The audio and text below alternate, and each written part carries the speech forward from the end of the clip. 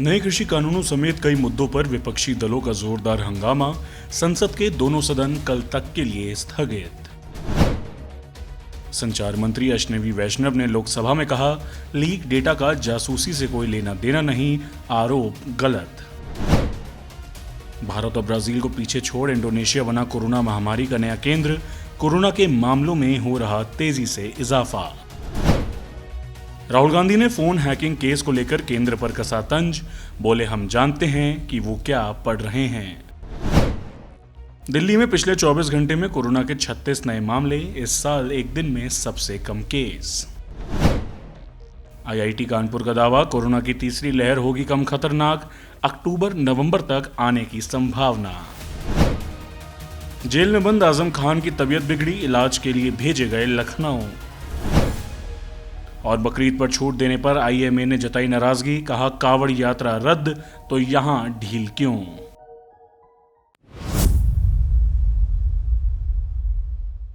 एक अंतर्राष्ट्रीय मीडिया संगठन ने दावा किया है कि सिर्फ सरकारी एजेंसियों को ही बेचे जाने वाले इजराइल के खुफिया सॉफ्टवेयर के जरिए भारत के 2 केंद्रीय मंत्रियों, 40 से ज्यादा पत्रकारों, विपक्ष के 3 नेताओं और संवैधानिक पद पर बैठे एक शख्स समेत बड़ी तादाद में कारोबारियों और अधिकार कार्यकर्ताओं के 300 से ज्यादा मोबाइल नंबर हो सकता है कि हैक किए गए हों। ये रिपोर्ट रविवार को सामने आई है। हालांकि सरकार ने अपने स्तर से विशेष लोगों की निगरानी संबंधी आरोपों को खारिज किया है। सरकार ने कहा, इससे जुड़ा कोई ठोस आधार या सच्चाई नहीं है।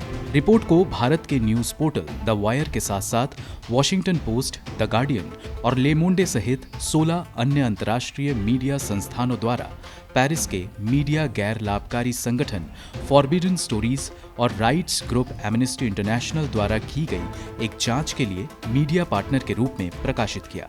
हालांकि सरकार ने मीडिया रिपोर्टों को खारिज करते हुए कहा कि भारत एक लचीला लोकतंत्र है और वो अपने सभी नागरिकों के निजता के अधिकार को मौलिक अधिकार के तौर पर सुनिश्चित करने के लिए प्रतिबद्ध है। निष्पक्ष और स्वतंत्र एजेंसी डिजिटल फॉरेंसिक जांच कर रहा है कि दस्तावेज में जिनके नाम हैं उनकी जासूसी की गई है या ऐसा करने की कोशिश की गई है। Israeli company NSO group Pegasus software बनाकर बेचती है। इस सॉफ्टवेयर के जरिए टेलीफोन के डेटा चुरा लिए गए, उन्हें हैक कर लिया गया या उन्हें टैप किया गया। द वायर के संस्थापक सदस्य, डिप्लोमेटिक एडिटर और कंट्रीब्यूटर को भी इस स्पाईवेयर का निशाना बनाया गया। साल 2018 में इंडियन एक्सप्रेस के लिए काम कर रहे पत्रकार सुशांत सिंह की भी जासूसी हुई। वे उस समय रफाल पर रिपोर्टिंग कर रहे थे और उन्होंने कई खबरें की थीं जिनसे रफाल सौदे में अनियमितताओं का पता चला था।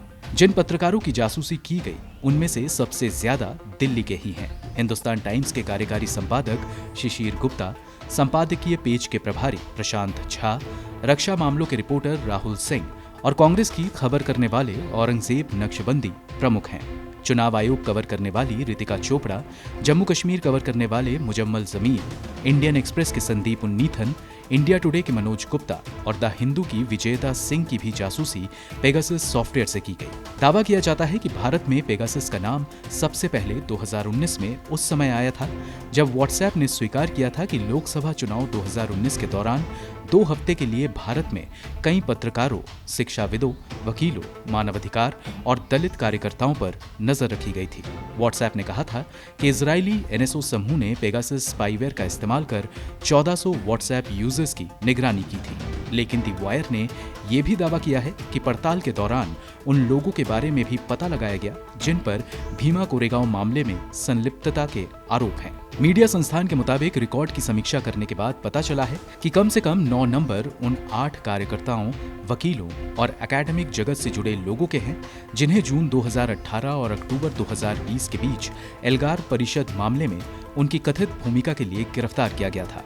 इनमें दिल्ली विश्वविद्यालय के एसोसिएट प्रोफेसर हैनी बाबू और उनके साथ रोना विल्सन, अधिकार कार्यकर्ता वर्नोन गोंजाल्वेस, एकेडमिक और नागरिक स्वतंत्रता कार्यकर्ता आनंद तेलतुम्बड़े, सेवानिवृत्त प्रोफेसर शोमा सेन, पत्रकार और अधिकार कार्यकर्ता गौतम नवलखा, वकील अरुण फरेरा और एकेडमिक एवं कार्यकर्ता सुधा भारद्वाज शामिल हैं। इंडियन टेलीग्राफ एक्ट और इंफॉर्मेशन टेक्नोलॉजी एक्ट जैसी प्रक्रियाओं को निर्धारित करता है जिसका कानून निगरानी के लिए पालन किया जाना चाहिए।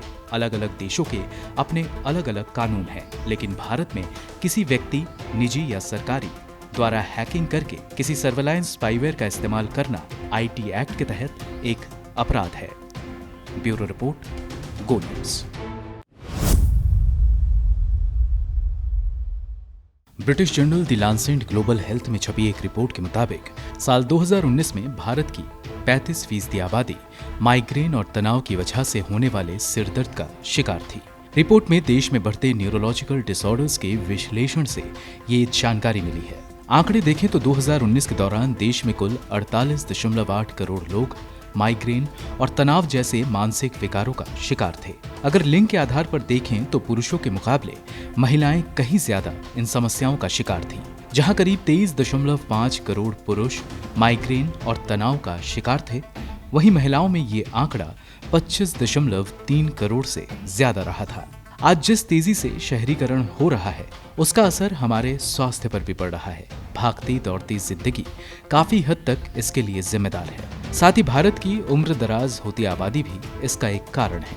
वहीं हाइजीन और स्वास्थ्य के प्रति बढ़ती गई लापरवाही भी कई हद तक इसके लिए जिम्मेदार है। यही वजह है कि भारत में 1990 की तुलना में 2019 तक 29 वर्षों में इस तरह के नॉन कम्युनिकेबल न्यूरोलॉजिकल डिसऑर्डर जैसे स्ट्रोक, माइग्रेन, तनाव, मिर्गी, अल्जाइमर और डिमेंशिया जैसे रोगों का बोझ करीब दोगुना हो गया है, जो 1990 में 4% से बढ़कर 2019 में 8.2% तक पहुंच गया है। शोध के मुताबिक देश में न्यूरोलॉजिकल डिसऑर्डर के बढ़ते बोझ के लिए काफी हद तक स्ट्रोक जिम्मेदार है, जहां न्यूरोलॉजिकल डिसऑर्डर में इसकी हिस्सेदारी करीब 37.9% की है। इसके बाद माइग्रेन और तनाव 17.5%, मिर्गी 11.3%। इसकी वजह से ये बोझ और तेजी से बढ़ रहा है।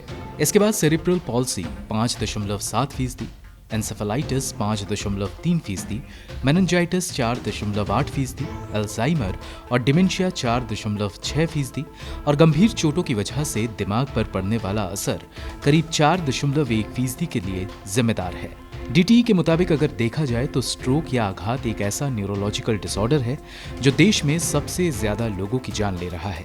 2019 में जहां इसके 12.9 लाख मामले सामने आए थे, वहीं 6.99 लाख लोगों की जान गई थी, जिनमें 3.63 लाख पुरुष और 3.36 लाख महिलाएं थीं। स्ट्रोक के बाद सबसे ज्यादा मौतें अल्जाइमर और डिमेंशिया के कारण हुई थी, जिसके कारण 2019 में 1,29,000 लोगों की जान गई थी, जिनमें 73,200 महिलाएं थीं। वहीं पार्किंसन रोग से करीब 45,300, मिर्गी से 32,700 और ब्रेन और सीएनएस कैंसर के कारण 23,700 लोगों की जान गई थी। अगर कम्युनिकेबल न्यूरोलॉजिकल डिसऑर्डर की बात करें तो देश में एन्सेफेलाइटिस की वजह से करीब 91,900 लोगों की जान गई थी। वहीं मेनिंजाइटिस की वजह से 34,700 और टिटनस के कारण 7,330 जाने गई थी। वहीं यदि न्यूरोलॉजिकल डिसऑर्डर से होने वाली कुल मौतों को देखें तो इनका सबसे बड़ा कारण स्ट्रोक है, जिसकी इसमें हिस्सेदारी करीब 68% थी।